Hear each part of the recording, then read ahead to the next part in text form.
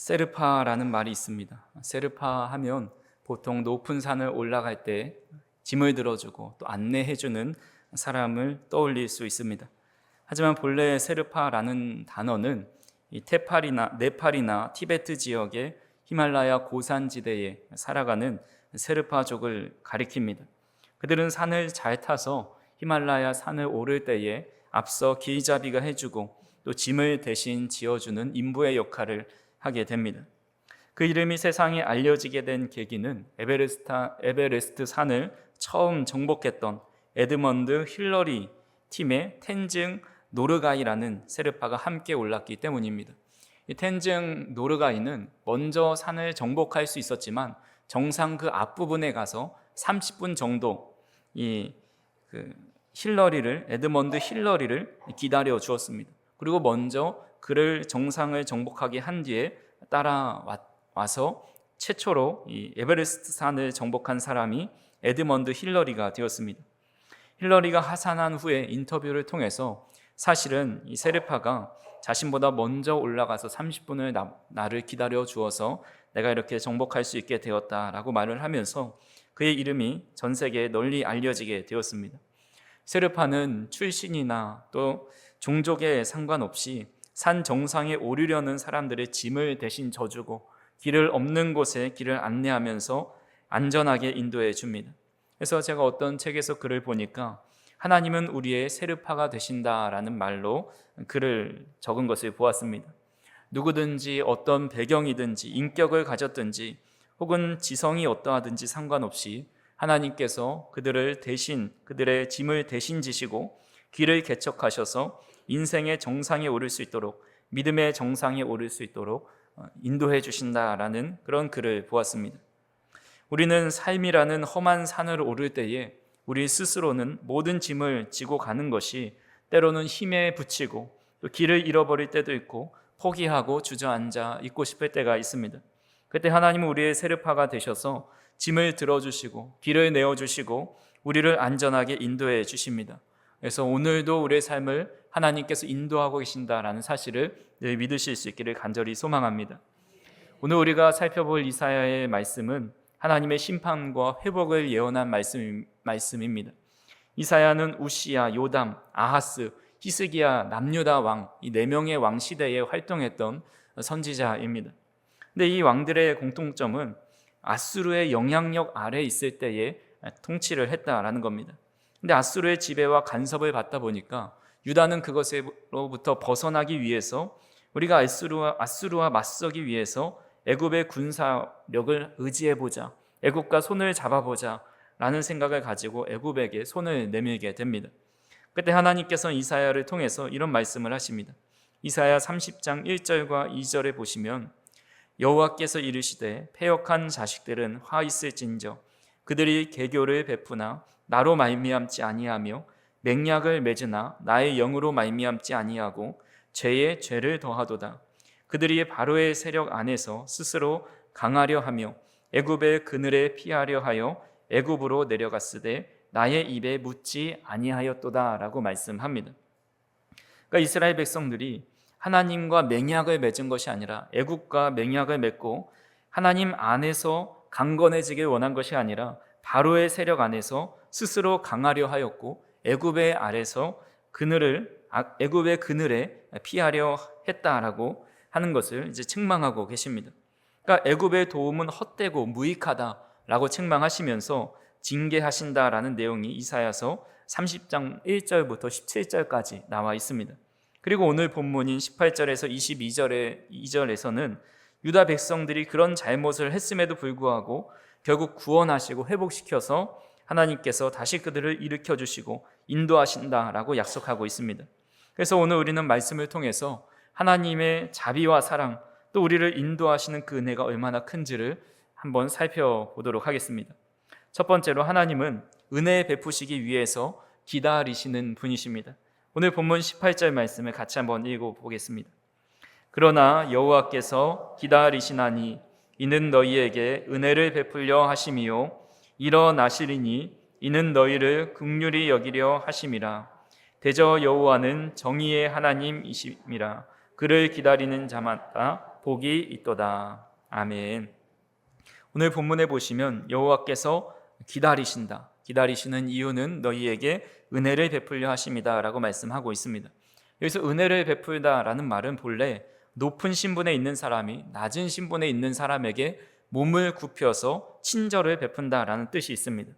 또 기다린다는 것은 단순히 기다리는 것이 아니라 마음의 준비를 하고 베풀 준비를 완료한 상태에서 기다린다라는 의미가 있습니다. 다시 말씀드리면 그 높고 지존하신 하나님께서 몸을 굽혀서 이미 이스라엘 백성들에게 모든 은혜를 베풀기를 준비하면서 기다리고 있다라는 겁니다. 근데 여기서 중요한 것이 누구를 위한 것이냐라는 겁니다. 바로 하나님을 의지하지 않고 상한 갈대 지팡이와 같은 애굽을 의지하고 있는 이스라엘 백성들, 하나님께 등을 돌렸던 어리석은 이스라엘 백성들에게 이렇게 은혜를 베풀 준비를 하고 계시다라는 겁니다. 우리가 사랑하는 사람을 위해서 기다리는 것은 삶의 큰 행복입니다. 부모가 아이를 가지게 되었을 때에 아이가 태어나기 수개월 전부터 입을 옷과 또 먹을 분유와 또 사용할 장난감, 아이의 모든 필요를 준비하면서 디데이를 적어놓고 하루하루를 기다립니다. 우리 할머니, 할아버지들은 멀리 지방에 살고 있는 혹은 외국에 살고 있는 손주들이 오래간만에 집에 방문한다고 했을 때에 그 손주가 오기 전부터 이미 집안을 깨끗이 청소해 놓고 밑반찬을 만들어 놓고 장을 봐서 맛있는 요리와 또 간식거리까지 준비해 놓습니다. 제가 전에 한 번은 어떤 권사님 집에 신방을 갔었는데 그 집에 컴퓨터가 하나 있는 겁니다. 아니 연세도 있으신데 컴퓨터를 잘 하시나 봐요 이렇게 물어보았는데 본인은 컴퓨터를 잘 못 다루지만 손주가 와서 하게 해주려고 컴퓨터를 두고 있다 이런 말씀을 하셨습니다. 사랑하는 이를 위해 맞이하는 그 시간 자체가 행복한 시간입니다. 이처럼 좋은 사람, 사랑하는 사람을 기다리면서 은혜를 베풀 준비를 하는 것은 너무나도 자연스러운 일입니다. 근데 오늘 말씀은 하나님께서 은혜를 베풀기 원하시는 그 대상이 바로 이스라엘 백성들, 유다 사람들입니다. 그들은 하나님 앞에 순종하지 않았고 하나님을 의지하지 않고 배반하면서 이방 나라에 손을 내밀었던 사람들입니다. 한마디로 그들은 은혜를 받을 만한 자격이 있지 않고 오히려 심판과 징계와 거절의 대상이었습니다. 하지만 하나님은 그들을 위해서 은혜 베풀기 위해서 기다리셨다라는 겁니다. 이 말씀은 이스라엘 백성들에게만 하시는 말씀이 아닙니다. 우리에게도 똑같이 적용할 수 있습니다. 우리는 지금도 하나님의 사랑을 풍성히 받았음에도 불구하고 우리가 한 주 동안의 삶을 돌아보면 얼마나 하나님 앞에 이스라엘 백성들처럼 배역하게 살아갔는지 또 하나님을 얼마나 배신하며 등 돌리며 살아갔는지 모릅니다. 하지만 그럼에도 하나님께서는 여전히 우리를 향해서 기다린다 말씀하고 있는 겁니다.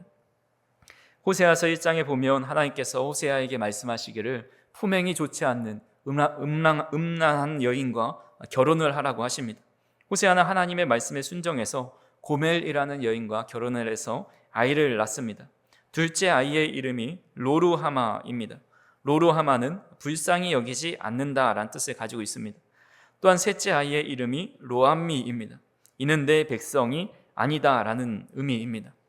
그러니까 로라는 말이 붙으면 부정의 의미가 더해지는데 불쌍히 여기지 못할 아이, 내 자녀가 아닌 백성이란 뜻을 가지고 있습니다. 하나님은 호세아의 가정을 통해서 이스라엘 백성들의 모습이 바로 이렇다. 내가 너희를 향해서 진노하고 너희를 버릴 것이고 내 백성이 아닌 것으로 여길 것이다 라고 말씀하십니다. 그런데 얼마 지나지 않아서 호세아 2장에 가서는 이 아이들의 이름을 부정어인 로를 빼서 루하마와 암미라고 이름을 지으라고 말씀하십니다. 내가 불쌍히 여기지 않고 내 백성이 아니었던 그 어린 자녀들을 이제는 긍휼히 여기고 내 백성이 내 자녀가 되게 하신다라고 말씀하고 있는 겁니다. 즉 하나님은 거역하고 하나님을 등진 백성에서도 끝까지 그 진노를 향하는 것이 아니라 은혜를 베풀기 위해 늘 준비하며 기다리신다라는 사실을 이 말씀을 통해 알 수가 있습니다. 이사야서 41장 14절에 이렇게 말씀하고 있습니다. 같이 한번 읽어보겠습니다. 버러지 같은 너 야곱아, 너희 이스라엘 사람들아, 두려워하지 말라. 나 여호와가 말하노니 내가 너를 도울 것이라. 내 구속자는 이스라엘의 거룩한 이이니라. 버러지 같은 야곱이라고 말씀합니다. 이스라엘 백성들의 모습이 바로 이렇게 하나님을 배신하고 또 모자란 사람같이 주님을 늘 떠난다라고 말씀하고 있습니다. 하지만 그들이 아무리 벌어지고 갖고 하나님의 은혜를 모르는 백성이라 할지라도 하나님께서는 두려워하지 말라, 내가 말하노니 너를 도울 것이다 라고 약속하고 있습니다. 우리는 우리의 능력과 가치와 상관없이 우리를 끝까지 사랑하시며 구원의 은혜를 베풀기를 원하시는 분이 바로 우리의 하나님이십니다. 여기서 중요한 포인트는 우리는 그런 은혜를 받을 만한 자격이 하나도 없는 사람들이라는 것입니다. 그럼에도 불구하고 하나님은 우리를 사랑하시고 구원을 베푸시고 은혜 베푸시기 위해 기다리신다라는 겁니다. 사무엘 스톰스라는 텍사스 대학교 교수이자 목사님은 은혜에 대해 이런 설명을 했습니다. 은혜란 당신의 공로로 얻을 수 있는 것도 아니요 당신의 무공로로 잃어버릴 수 있는 것도 아닙니다. 만일 당신의 선함과 자랑할 만한 것을 따라 하나님께서 무언가를 주신다면 그것이 구원이든 건강이든 장수든 부귀든 간에 은혜일 수 없습니다. 은혜는 잘못을 따지지 않고 주시는 하나님의 선물입니다 라고 이야기했습니다. 은혜는 우리가 수고한다고 받을 수 있는 것도 아니고 수고하지 않는다고 받을 수 없는 것도 아닙니다. 잘잘못을 따지지 않고 거저 주시는 것이 바로 하나님의 은혜입니다. 우리는 오늘 말씀을 통해서 하나님의 은혜를 받을 수 없는 자격을 가지고 있음에도 불구하고 끝까지 우리를 기다리시고 은혜를 베풀기를 다 마치시고 우리를 위해 준비하고 계시는 그 하나님을 바라볼 수 있는 저 어린 성도님들이 되기를 간절히 소망합니다. 두 번째로 하나님은 우리에게 긍휼을 베풀기 위해 일어나신다 말씀하고 있습니다. 오늘 본문 18절을 다시 한번 보시면 그러나 여호와께서 기다리시나니 이는 너희에게 은혜를 베풀려 하심이요 일어나시리니 이는 너희를 긍휼히 여기려 하심이라 라고 말씀하고 있습니다. 여기서 긍휼이란 단어의 원어의 뜻을 보면 창자, 내장이라는 뜻을 가지고 있습니다. 그러니까 장이 아플 정도로 안타까워하는 마음으로 바라본다는 뜻을 가지고 있습니다. 마치 자녀를 바라볼 때 부모가 느끼는 마음을 표현할 때 자주 사용됩니다. 또한 일어선다라는 말에도 마찬가지로 앞에서 은혜를 베풀기 위해 기다리신다 말처럼 높은 분이 낮은 사람을 돕기 위해 자발적으로 움직일 때 쓰이는 말입니다. 그러니까 어린아이가 조금만 울기만 하면 엄마가 즉시로 일어나서 가서 도움을 주는 것과 같습니다. 성경 곳곳에는 하나님께서 이런 연약한 자들을 돕고 찾아가시는 그런 장면들이 너무나도 많이 나옵니다. 대표적으로 요한복음 4장에 보면 예수님은 수가성에 가셔서 한 여인을 만납니다. 이 여인은 전에 5명의 남편이 있었지만 또 지금도 남편과 살고 있지만 그 사람이 나의 남편이 아니라고 이야기합니다. 그로 인해서 사람들의 손가락질을 받으면서 그 여인은 대인기피증까지 생겼습니다. 낮 12시 가장 햇볕이 뜨거워서 아무도 밖을 돌아다니지 않는 그 시간에 사람들의 눈을 피해서 이 사람은 우물가에 찾아가서 물을 기르러 왔습니다. 그때 예수님을 만나서 예수님께서 내가 생수의 근원이다 말씀하시면서 이 여인에게 복음을 전하십니다. 또한 요한복음 5장에 보시면 예수님께서 베데스다 연못에 가셔서 38년 된 병자를 찾아가십니다. 그 당시 베데스다 연못에 천사가 내려와서 물을 한번 요동하면 그 물이 요동칠 때에 가장 먼저 들어가는 사람은 어떤 병이든 낫는 그런 역사가 일어났습니다. 근데 이 38년 된 병자는 아무도 그를 그 연못에 내려다 줄 사람이 없었습니다. 몸이 불편하여 그저 누워 있었고 아무도 찾지 않는 세상에서 보면 낙오된 사람이었습니다. 하지만 주님은 그에게 찾아가서 내가 낫고자 하느냐 일어나 내 자리를 들고 걸어가라 라고 말씀하십니다. 이런 예수님의 행적은 분명한 공통점이 있습니다. 주님은 우리를 안타까운 마음으로 소중하게 여기시는 마음으로 찾아오신다는 것입니다. 마치 어미가 자식을 돌보듯이 우리를 사랑으로 품고 직접 다가오시는 것이 바로 복음이고 하나님의 사랑입니다. 또한 하나님의 일어서신 모습, 그 모습을 잘 표현한 신약의 말씀이 있습니다. 사도행전 7장에 보시면 스데반 집사가 유대의 종교 지도자들과 논쟁을 하고 말씀을 전하다가 결국 돌에 맞아 순교하게 됩니다. 그가 죽기 직전에 하늘을 보았는데 그곳에서 주님을 보게 되죠. 사도행전 7장 55절에 보니까 스데반이 성령 충만하여 하늘을 우러러 주목하여 하나님의 영광과 및 예수께서 하나님 우편에 서신 것을 보고라고 말씀하고 있습니다. 여기서 중요한 것이 바로 예수님께서 하나님 우편에 서 계셨다라는 겁니다. 예수님은 앉으실 자리가 없으셔서 예수님 하나님만 앉아 계시고 예수님은 그저 서 계시는 것일까요? 예수님은 이 스데반이 죽어가는 그 순교의 모습을 보면서 도저히 앉아서 그 장면을 지켜보지 못하신 겁니다. 주님은 일어서셔서 스데반을 안타까운 마음으로 바라보시면서 조금만 더 힘내라, 두려워하지 말아라, 이 고통은 잠깐이지만 내가 받을 영광은 영원하다 응원하면서 그에게 힘을 주시고 두려움을 내어 쫓으시려고 서 계셨다라고 성경은 기록하고 있는 겁니다. 그렇게 응원하시는 주님을 본 스데반은 자신을 향해 돌을 던지는 사람들을 향해서 저주한 것이 아니라 오히려 그들의 죄를 용서하여 달라고 기도하면서 순교합니다. 누가복음 15장에 보더라도 탕자의 비유도 마찬가지죠. 이들은 이 아들, 둘째 아들은 아주 아버지에게 못을 받고 자신의 받을 몫의 재산을 미리 받아서 방탕하게 떠나갑니다.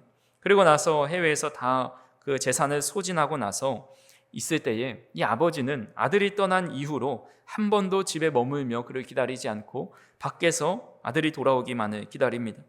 누가복음 15장 20절에 보면 이에 일어나서 아버지께로 돌아가니라. 아직도 거리가 먼데 아버지가 그를 보고 측은히 여겨 달려가 목을 안고 입을 맞추니라고 말씀하고 있습니다.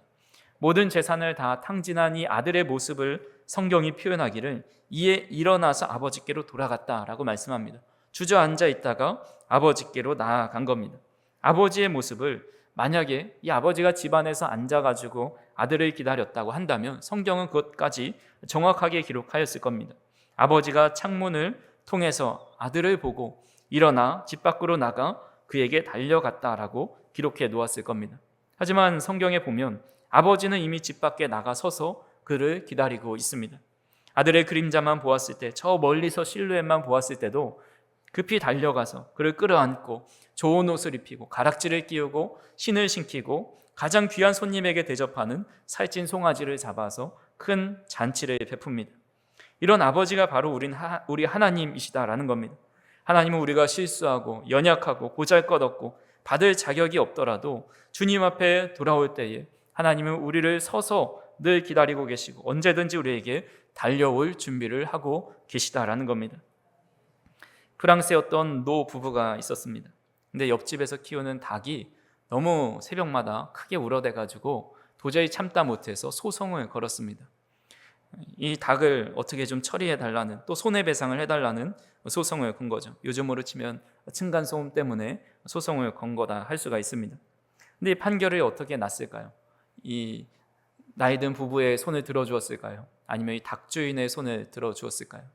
일반적으로 우리 그 소송을 낸 노부부의 손을 들어주었을 것 같지만 판결은 이 닭 주인에게 손을 들어주었습니다.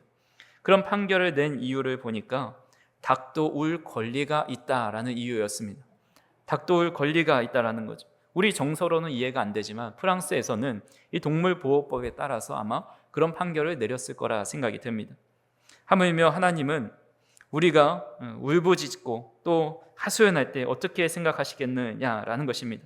시끄럽게 매일마다 새벽마다 울어대는 닭조차 울 권리가 있는데 우리는 하나님 앞에 울 권리가 있고, 세상 사람들은 그런 닭이 우는 것을 시끄러워하면서 소송을 걸지만 우리 하나님께서는 그것을 꾸짖고 책망하시는 것이 아니라 오히려 그렇게 부르짖고 날마다 주님을 찾을 때에 우리를 불쌍히 여기시면서 일어서셔서 우리에게 찾아오신다라는 것입니다. 우리가 하나님께 부르짖을 때 어떻게 하시는지 19절 말씀을 보니까 시온에 거주하며 예루살렘에 거주하는 백성아, 너는 다시 통곡하지 아니할 것이라. 그가 내 부르짖는 소리로 말미암아 내게 은혜를 베푸시되 그가 들으실 때에 내게 응답하시리라 라고 말씀합니다. 내가 다시는 통곡하지 않으실 거다. 내가 부르짖을 때 통곡할 때에 내가 귀 기울여 듣겠다라고 말씀합니다. 여기서 듣는다라는 것은 단순히 듣는다는 것이 아니라 진심을 다해서 귀 기울이고 반응하신다라는 의미가 담겨 있습니다. 즉 우리의 답답한 상황과 통곡한 일이 있을 때라도 하나님께 부르짖고 하나님을 찾으면 하나님은 즉시로 늘 일어서 계시다가 우리가 그렇게 주님을 찾을 때에 우리에게 즉시로 응답해 주신다라는 것입니다. 우리가 하나님을 찾고 부르짖을 때에 즉시로 응답해 주시는, 우리에게 긍휼을 베풀어 주시는 하나님을 하나님이시다라는 것을 믿는 것이 바로 믿음입니다. 그래서 저와 우리 성도님들이 주님께서는 늘 서서 우리를 기다리고 계시고 우리가 주님을 찾을 때마다 즉시로 우리에게 찾아와 응답해 주신다라는 사실을 믿으시고 어떤 일이 있을 때나 또 환난에 어려움이 있을 때나 주님을 찾고 또 주님께 부르짖는 저희 성도님들이 되시기를 간절히 소망합니다.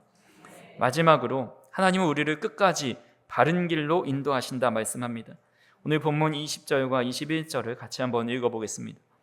주께서 너희에게 환난의 떡과 고생의 물을 주시나 내 스승은 다시 숨기지 아니하시리니 내 눈이 내 스승을 볼 것이며 너희가 오른쪽으로 치우치든지 왼쪽으로 치우치든지 내 뒤에서 말소리가 내 귀에 들려 이르기를 이것이 바른 길이니 너희는 이리로 가라 할 것이며. 아멘.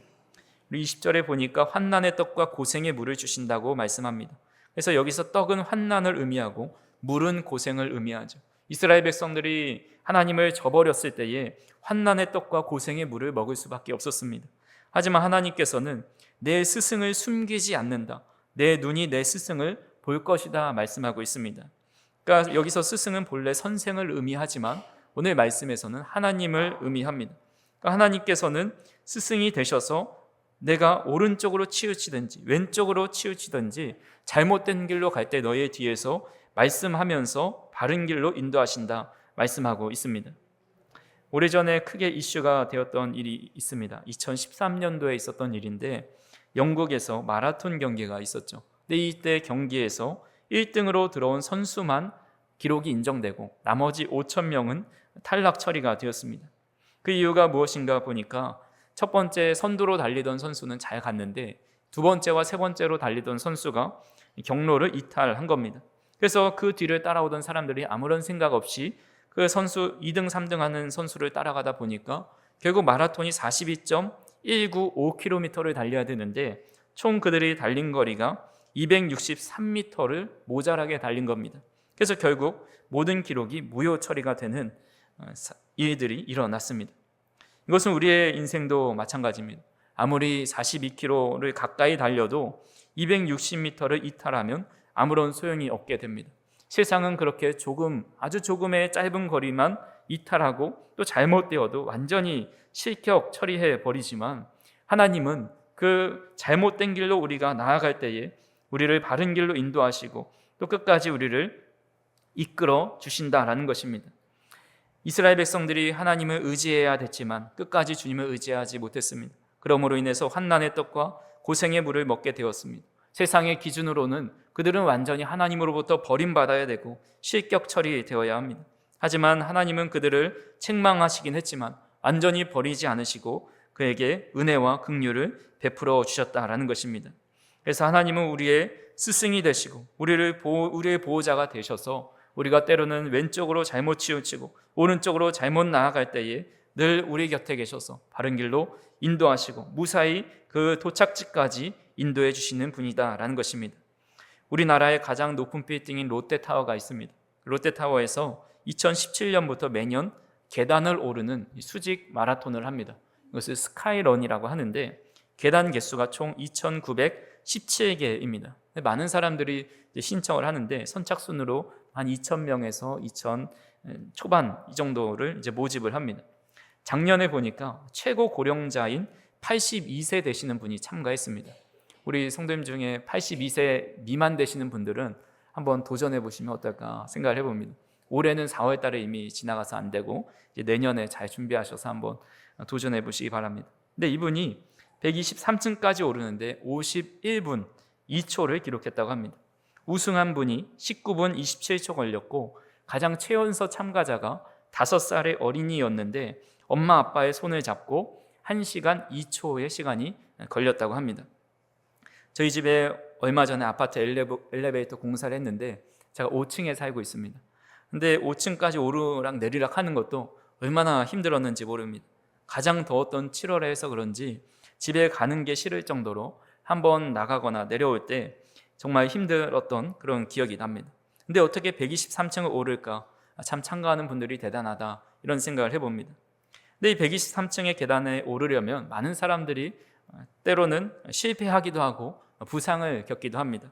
하지만 이 123층을 누구나 끝까지 오를 수 있는 방법이 있습니다. 그리고 아주 간편하게 최고 기록인 19분 27초보다 더 빨리 오를 수 있는 방법이 있는데, 그 방법은 바로 엘리베이터를 타면 됩니다.